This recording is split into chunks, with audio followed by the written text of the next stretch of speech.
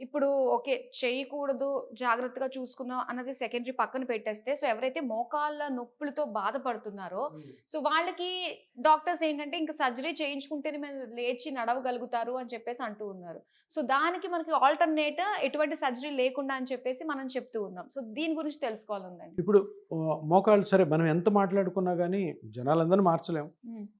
కొంతమంది వేరే వేరే కండిషన్స్ వల్ల వాకింగ్‌లు చేయాలి. అలాగే జాబ్ ఉంటది. ఇప్పుడు వాచ్‌మెన్ ఉన్నాడు. హ్మ్. పాపం నిలబడి ఉండాలా? ట్రాఫిక్ కానిస్టేబుల్ ఉన్నాడు. నిలబడి ఉండాలా? హ్మ్. టీచర్స్ ఉన్నారు. 8 అవర్స్ నిలబడి టీచ్ చేస్తేనే జీతం ఇస్తారు. హ్మ్. వాళ్ళకి చైర్ కూడా ఇయ్యరాళ్ళు. ఎవరు అడ్మినిస్ట్రేషన్ చైర్ వేయకూడదు. తెలుసా కదా మీకు? ఓహ్! చైర్ వేస్తే పనిష్మెంట్. కూర్చోకూడదు. నిలబడి చెప్పాలి. ఎందుకు నిలబడి చెప్తేనే బాగా చెప్తారండి. సో వీళ్ళకి తప్పదు. హ్మ్. వాళ్ళకి అరుగుతాయి. వాళ్ళు బాధపడతారు. సో ఇప్పుడు ఏమున్నాయి ఆప్షన్స్? హ్మ్. ఆప్షన్స్ ఏంటి? మీకు ఫస్ట్ టైం 35 ఇయర్స్‌కో 45కో మోకాలు నొప్పి వచ్చింది. హ్మ్. ఇమ్మీడియేట్‌గా ఏం చేయాలా? ఫస్ట్ చెక్ చేసుకోవాలి. ఓకే. 10 డేస్ వరకు ఉంది నొప్పి.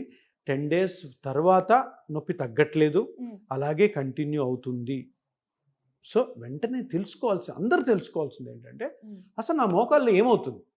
ఓకే. ఎందుకు నొప్పొస్తుంది? హ్మ్. మోకాలంటే ఒక స్ట్రక్చర్ కాదు. దాంట్లో 5, 6 స్ట్రక్చర్స్ ఉంటాయి. హ్మ్. పెద్ద బోన్స్ ఉంటాయి, లిగమెంట్స్ ఉంటాయి, మెనిస్కస్ ఉంటుంది, కార్టిలేజ్ ఉంటుంది, మజిల్స్ ఉంటాయి. హ్మ్. 5 ఉన్నాయి. సో దేనివల్ల ప్రాబ్లమ్ వస్తుందో కనుక్కోవాలి.